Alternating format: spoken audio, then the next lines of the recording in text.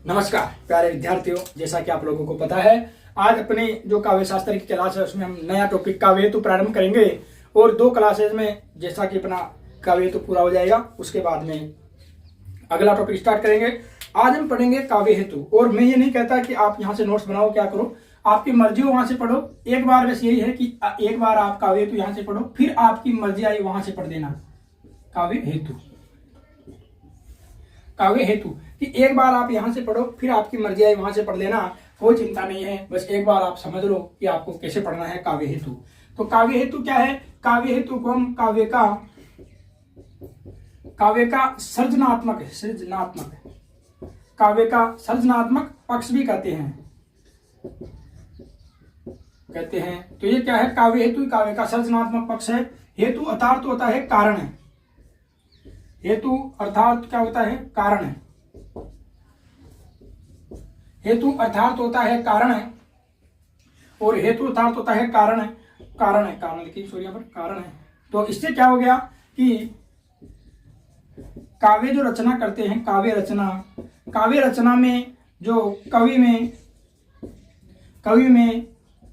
काव्य रचना का जो सामर्थ्य उत्पन्न करते हैं, आ जाएगा आएगा नहीं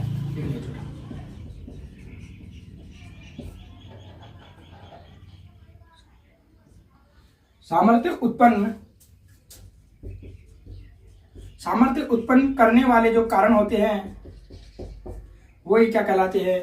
काव्य हेतु कहलाते हैं। एक है बाबू गुलाब राय। एक कौन है? बाबू गुलाब राय है। बाबू गुलाब राय, तो उनकी परिभाषा लिखेंगे, वो क्या कहते हैं? तो बाबू गुलाब राय क्या कहते हैं? तो बाबू गुलाब राय कहते हैं, इनकी पुस्तक है सिद्धांत और अध्ययन में।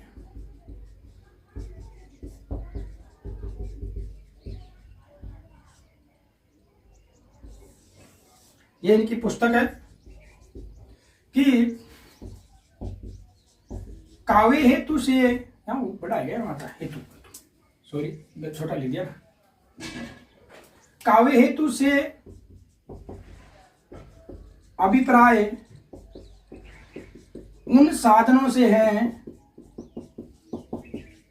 जो कवि में काव्य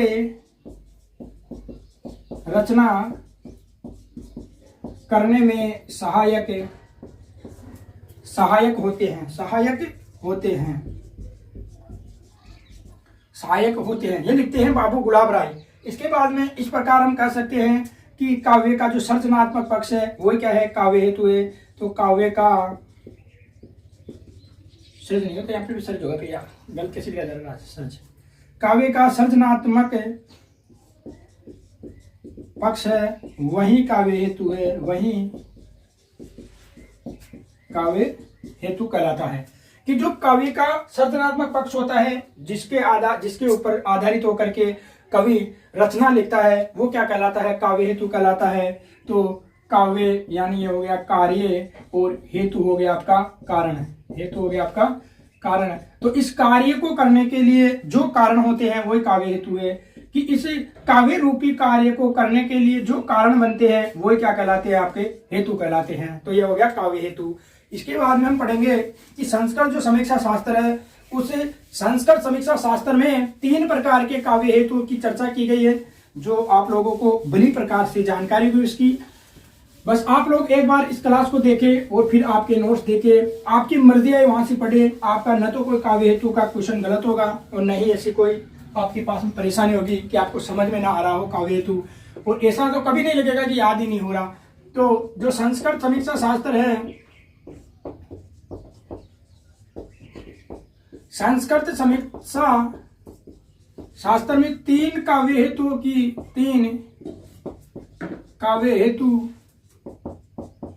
की चर्चा की गई है। और आप लोगों को पता है कि पहला कौन सा है? प्रतिभा है। और जैसा कि हो सकता है कि आपके फर्स्ट ग्रेड में इसका एक क्वेश्चन पक्का आएगा, इसे मानो लिख लो, पक्का आएगा और वो इसी पे आधारित आएगा, प्रतिभा पे आधारित। ठीक है। दूसरा आपका व्युत्पत्ति होता है, व्युत्पत्ति। व्युत्पत्ति, व्युत्पत्ति होता है व्युत्पत्ति, व्युत्पत्ति, और तीसरा होता है आपका अभ्यास।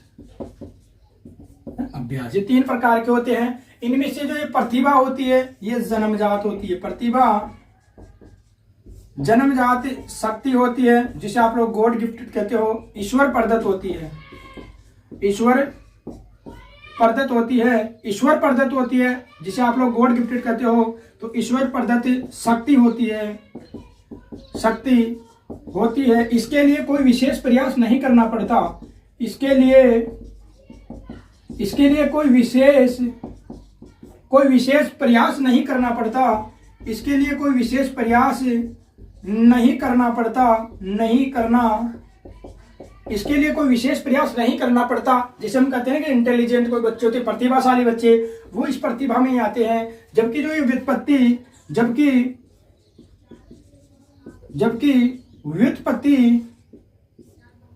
व्युत्पत्ति और अभ्यास के लिए और अभ्यास के लिए विशेष प्रयास की आवश्यकता होती है। विशेष प्रयास चिंतन मनन आदि की आवश्यकता होती है। आदि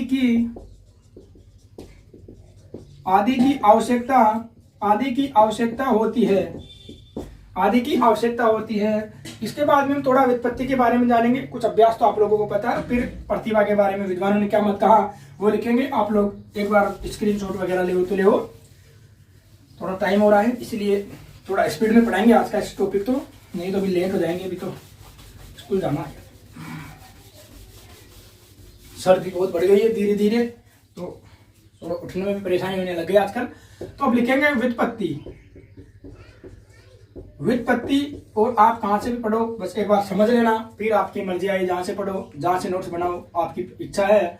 तो व्युत्पत्ति में क्या होता है, तो लोक ज्ञान, जो अपना लोक का ज्ञान है, लोक ज्ञान, एक आपका शास्त्रों का ज्ञान,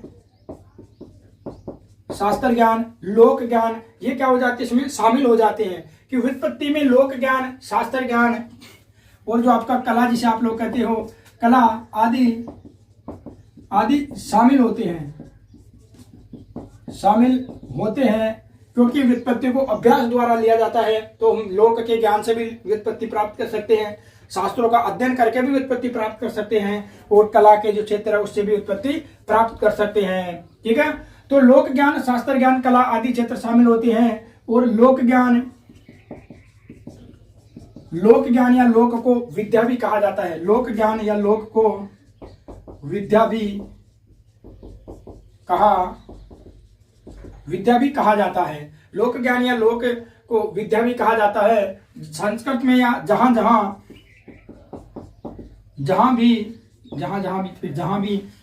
भी लोक ज्ञान का उल्लेख हुआ है वहां पर कला का भी उल्लेख है। जहां भी लोक ज्ञान का उल्लेख हुआ है वहां पर क्या है, वहां पर कला का भी उल्लेख हुआ है, कला का भी उल्लेख हुआ है। जो लोक ज्ञान है, ये लोक है, ये मौखिक परंपरा का घोतक है या मौखिक परंपरा का स्रोत है। तो ये लोक है, लोक ये मौखिक परंपरा पर आधारित है, मौखिक परंपरा पर आधारित है, ये लिखित नहीं है। क्योंकि लोक साहित्य कहाँ पर लिखित होता है, सीधा समझ लो भाई, लोक साहित्य कहाँ पर लिखित होता है, मौखिक ही होता है लोक साहित्य। जबकि आपका साहित्य है वो लिखा होता है। लोक साहित्य तो जनता की आत्मा बोलती है और जनता के जो ज्ञान है, जैसे आप लोगों ने पढ़ा होगा साहित्य, उसमें परमार रासो है, ये हमें रासो है, ये बहुत सारे लोग मुख जबानी याद उनको वो बोलते रहते, तो वहां से भी कोई ज्ञान प्राप्त होता है। तो लोक का ज्ञान है, ये बहुत अच्छा ज्ञान होता है। तो लोक परंपरा मौखिक परंपरा है, मौखिक पर आधारित है, लिखित न होकर के मौखिक लिख सकते हो आप लोग। तो लिखित न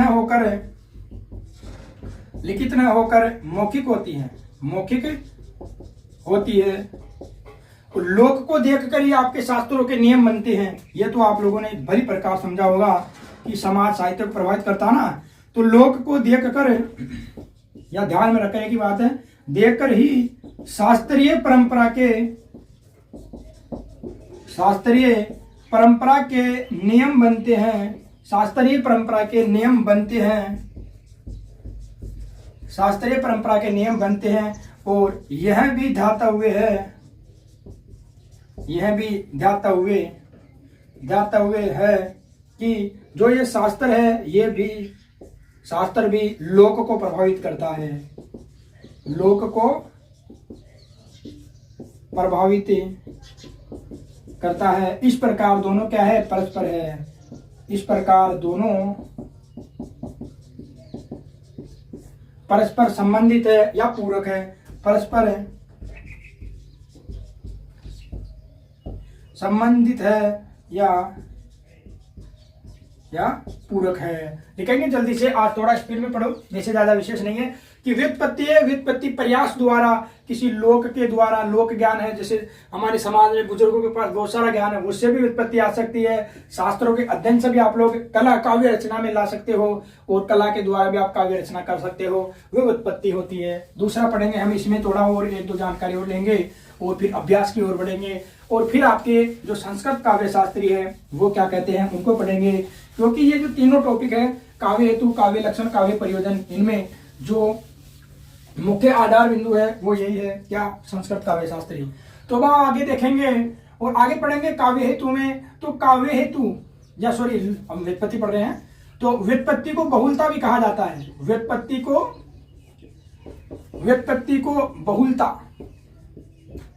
व्युत्पत्ति को बहुलता भी कहा जाता है, कहा जाता है। इसे ही शक्ति भी कहा है लोगों ने, इसे शक्ति भी कहा है, जैसे रुदट वगैरह, मम्मट वगैरह इन्होंने कहा है, तो इसे शक्ति भी कहा है। और अब हम पढ़ेंगे लोक। हाँ, लोक का क्षेत्र, लोक ज्ञान का लोक ज्ञान का या लोक कला का जो क्षेत्र होता है वो स्वायत्त होता है, क्षेत्र स्वायत्त होता है। यह लोकोत्तर होता है, लोकोत्तर, लोक से उत्तर होता है, लोकोत्तर होता है। यह शास्त्र और इन नियमों से भिन्न होता है। तो लोक ज्ञान का क्षेत्र स्वायत्त होता है, लोकोत्तर होता है, और 64 प्रकार की जो कलाएं होती है, लोक कला लिखो या फिर ज्ञान की जगह कला। लोक कला का क्षेत्र स्वायत्त होता है, लोकोत्तर होता है। 64 कलाओं का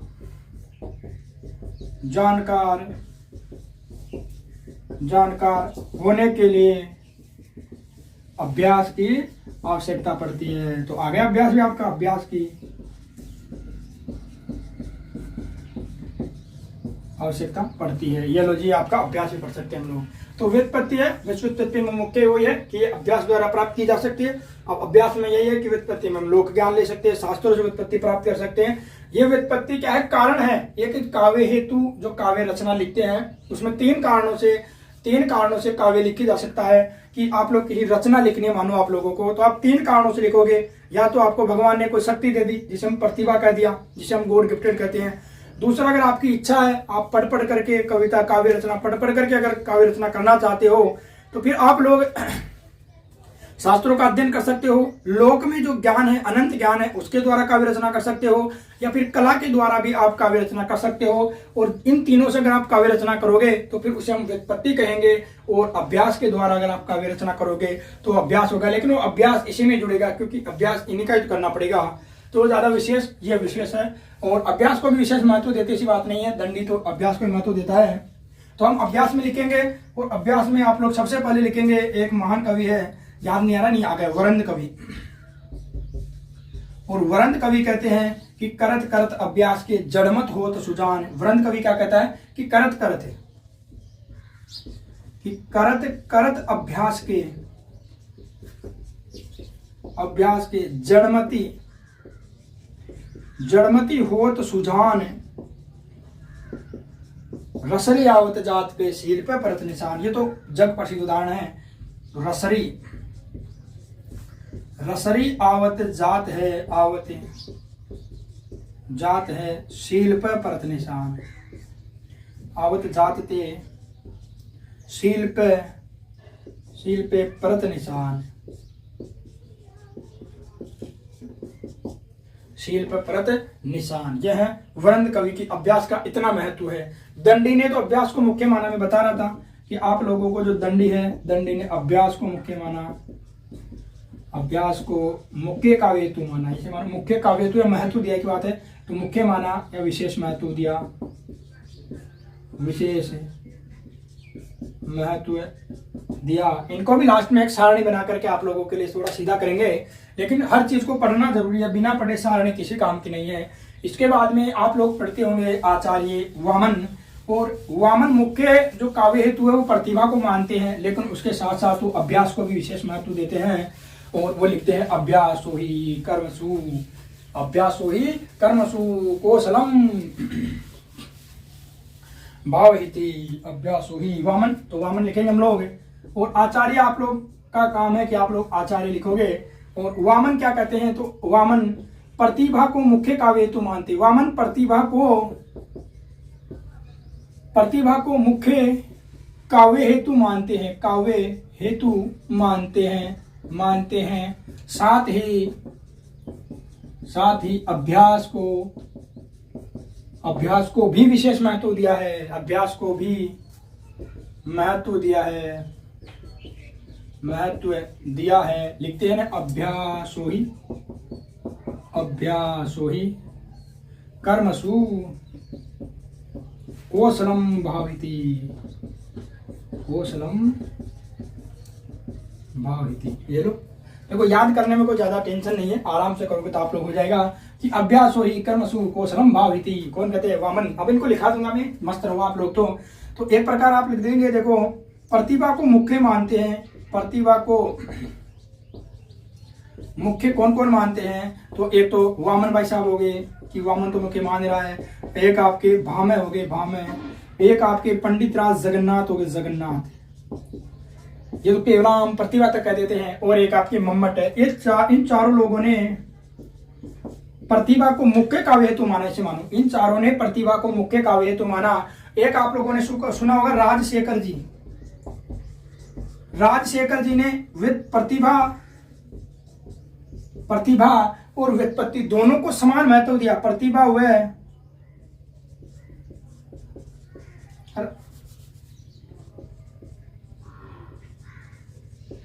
व्युत्पत्ति को बराबर महत्व दिया।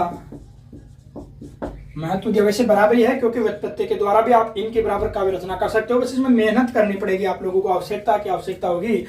तो इस प्रकार हम लिखेंगे काव्य हेतु क्या हो गया, एक बार छोटी सी परिभाषा के रूप में लिखेंगे। वैसे तो काव्य हेतु वही है कि जो काव्य हम लिखेंगे, काव्य रचना हमें करना है, तो उसमें जो हमारी सहायता करने वाले जो कारक होते हैं वही काव्य हेतु होते हैं।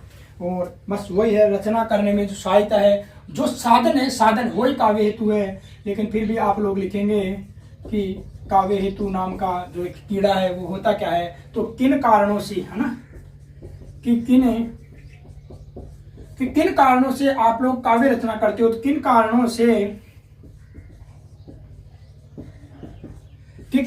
से काव्यकार काव्य रचना, कि किन कारणों से काव्यकार काव्य रचना में प्रवृत्त होता है,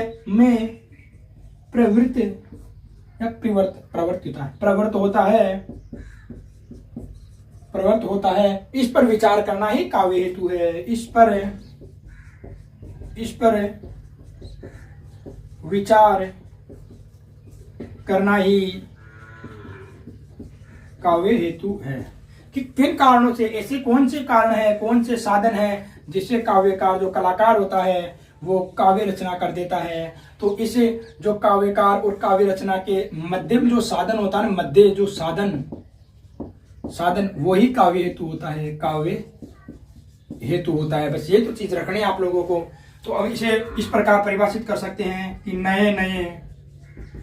नए भावों की सृष्टि और ग्रहण, जिसे कह सकते हैं आप लोग, नए भावों का ग्रहण और अभिव्यक्ति,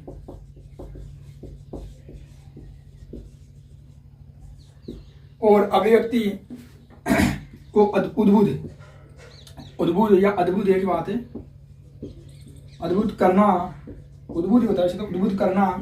काव्य हेतु है कि हम नए भावों को ग्रहण करेंगे और फिर अभिव्यक्ति करेंगे, तो उद्भुत ही होता है। उद्भूत यानी बाहर प्रकट करना। काव्य हेतु में साहित्य सृष्टा की लिखेंगे, एक दो और लिख सकते हो, कोई ज्यादा विशेष नहीं है। काव्य हेतु में जो साहित्य सृष्टा, ये अपना रचनाकार हो गया। साहित्य सृष्टा की जो सामर्थ्यता है, शक्ति का विवेचन किया जाता है, तो साहित्य सृष्टा की उस, या सीधा लिख लो चलो, सृष्टा की उस सामर्थ्य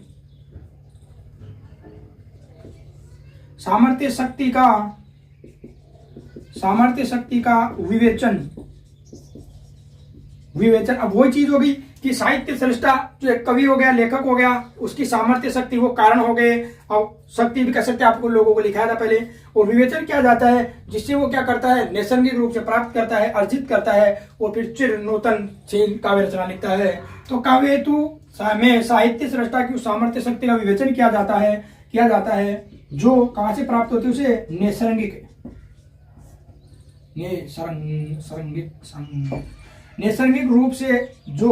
रूप से प्राप्त करता है, या इसे आप लोग अर्जित करता कर लो, तो करता है या अर्जित करता है और चिर नूतन और सुंदर काव्य की रचना करता है और चिर नूतन और सुंदर काव्य की रचना करता है। तो इसी चीज को हम कितने बार समझाओ। मुख्य चीज काव्य हेतु क्या है कि एक रचनाकार होता है, एक उसकी रचना होती है, उनके मध्य में जो सहायता करने वाले बिंदु होते हैं कि किन कारणों से वो रचना लिख रहा है, वो काव्य हेतु है। एक प्रकार से सीधी भाषा में समझे, मानो मैं लिख रहा हूँ, ये मेरा क्या है, काव्य रचना है, ये मैं लिखने वाला हूँ, मेरा माध्यम क्या है, ये मार्कर है, बस यही क्या है, काव्य हेतु है अपनी भाषा में। उसी प्रकार संस्कृत में या अपने शास्त्रों में, साहित्य में कहते हैं कि काव्यकार काव्य रचना करने के लिए जो भी कारण, जो अपने प्रतिभा व्युत्पत्ति अभ्यास है, वो कारण ही क्या है, काव्य हेतु कहलाते हैं। जो माध्यम होता है, मध्य बिंदु होता है, वही क्या होता है, काव्य हेतु होता है। तो एक प्रकार से साधन हो गया ना, एक प्रकार से तृतीय विभक्ति वाला साधन हो गया। अब हम पढ़ेंगे प्रतिभा क्या होती है। प्रतिभा देखो, मुख्य जो विचार है वो सब प्रतिभा पे दिए गए हैं, और आप लोग तो लिख लो, नहीं मानो तो कि 90% तो अगर छपेगा ना आप लोगों के पेपर में, तो वो यही छपेगा, आचार्य भट्टतोत की परिभाषा प्रज्ञा नवनो में सारिणी प्रतिभा मता। फिर ज्यादा हो तो आपके उन्हीं के शिष्य है अभिनव गुप्त की छप जाए कि प्रति अपूर्व वस्तु निर्माण समा प्रज्ञा। तो हम लिखेंगे प्रतिभा के बारे में थोड़ा जानकारी लेंगे। चलो फिर तो टाइम थोड़ा, तो प्रतिभा, और प्रतिभा मूलतः दर्शन का क्षेत्र है। प्रतिभा मूलतः दर्शन का शब्द है, दर्शन क्षेत्र से लिया गया है, ये दर्शन का शब्द है। और दर्शन में प्रतिभा का अर्थ क्या है, तो प्रतिभा का जो अर्थ है वो है अंतःकरण के ज्ञान के आलोक से उद्भासित होना। क्या है कि अंतःकरण के ज्ञान के आलोक से प्रतिभासित होना है, उद्भावित होना। तो लिख सकते हो आप लोग प्रतिभासित होना। और ऐसी परिभाषा आचार्य रामचंद्र शुक्ल भी देते हैं, वो लिखेंगे शैव दर्शन में प्रतिभा को शिव जी का तीसरा नेत्र कहा गया है।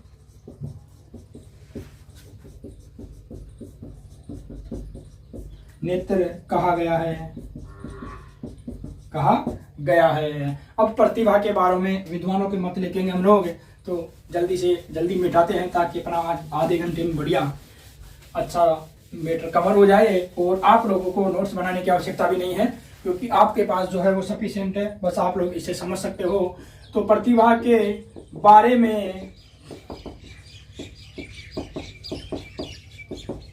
विद्वानों के मत, अब विद्वानों के मत लिखेंगे हम लोग। तो सबसे पहले आप लोग प्रतिभा के बारे में लिखो आचार्य भट्टतोत। आचार्य भट्टतोत होती, भट्टतोत। और आचार्य भट्टतोत ये इनकी वेरी मोस्ट है। और आप लोग लिख सकते हो कि छप गया, ये छपेगा। जैसे मानो अगर आप लोगों के फर्स्ट ग्रेड में छपेगा ना, तो यही छपेगा। इसके साथ में यहाँ नीचे लिख लो जस्ट ही, एक है अभिनव गुप्त, इन दोनों को लिख लो और ये दोनों में से एक छपेगा। 90% अगर छपेगा ना आप लोगों के तो यही छपेगा आचार्य भट्टतोत और अभिनव गुप्ती। आचार्य भट्टतोत लिखते हैं परघ्या नवों में शालिनी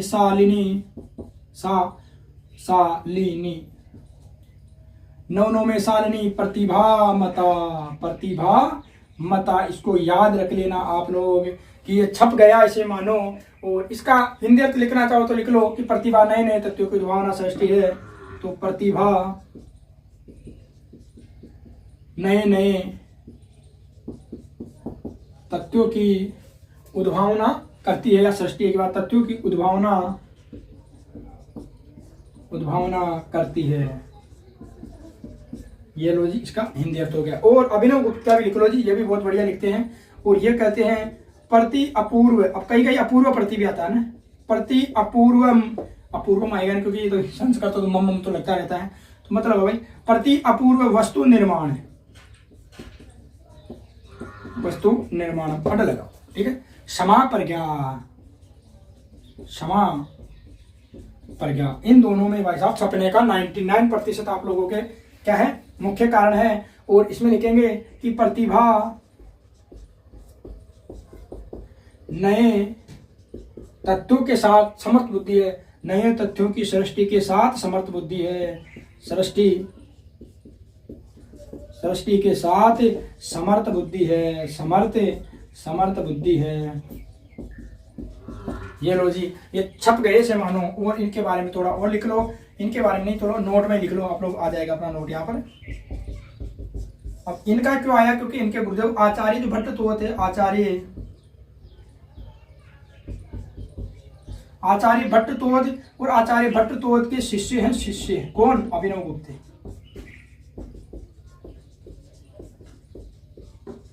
ये जो अभिनव गुप्त ने इनके शिष्य हैं आचार्य भट्टतोत ने, यानी इन्होंने का मतलब समझ लेना भट्टतोत ने। तो इन्होंने कवि कौतुक लिखी, काव्य कौतुक रचना लिखी, काव्य कौतुक रचना लिखी। तो अभिनव गुप्त ने इसकी टीका, तो अभिनव गुप्त ने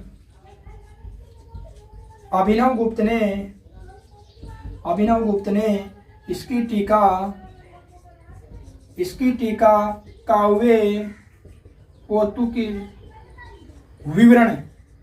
काव्य कौतुक विवरण के नाम से लिखी,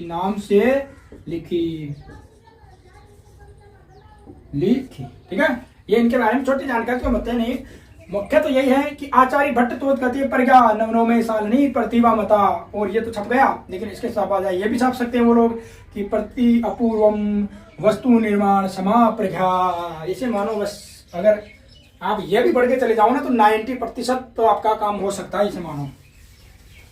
अब देखो संभावना है, थोड़ा बहुत हमें दूसरी ओर क्यों सोचना पड़ता है कि क्या पता कोई जो पेपर बनाने वाला है वो काव्य जो हेतु है उसी का ही भक्त हो, तो फिर वो उसको अच्छा पेपर भी बना सकता है। लेकिन यह है कि बनाएगा तो भी अपना यहाँ से काम जरूर होगा, क्योंकि हम पढ़ेंगे सारे, को छोड़ने वाले है ही नहीं। और अभी ज़्यादा से नहीं 5 मिनट की क्लास और लेंगे, तो 1-2 है जो अपने पंडित राज जगन्नाथ, इनके बारे में और बात कर लेते हैं हम लोग, और फिर बाकी करेंगे हम कल। पंडित राज जगन्नाथ, और ये भी मानो संस्कृत में यानी काव्य शास्त्र में बहुत अच्छे आचार्य हैं, बहुत बढ़िया बात देते हैं और उनकी बात मानी जाती है। ये लिखते हैं सा प्रतिभा, अब ये कोष्टक वाली प्रतिभा न भी आई तो कोई चिंता नहीं। सा प्रतिभा च काव्यम घटनानुकूल शब्दार्थोपस्थिति,